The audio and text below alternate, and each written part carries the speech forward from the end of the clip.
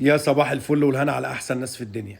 اذا كنت اهلاوي، اذا كنت زملكاوي، اذا كنت اتحداوي، اذا كنت مصراوي، اذا كنت اسماعيلاوي، اسمعني وشير الفيديو ده على اوسع نطاق، لان الفيديو ده لازم يوصل فعلا للناس المسؤوله عن الكوره في مصر.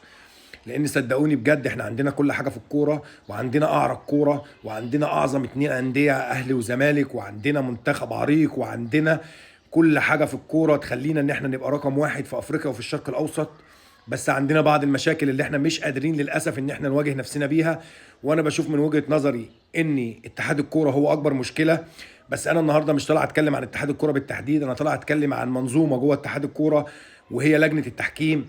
المسؤوله عن الحكام اللي ما بتقدرش تحمي التحكيم وما بتقدرش تحمي الحكام في مصر. صدقونا يا جماعه الفيديو ده محتاج ان هو يتشير عشان يوصل لاوسع نطاق، ومحتاج اشوف رايكم في التعليقات في الكلام اللي انا هقوله عشان يهمني جدا.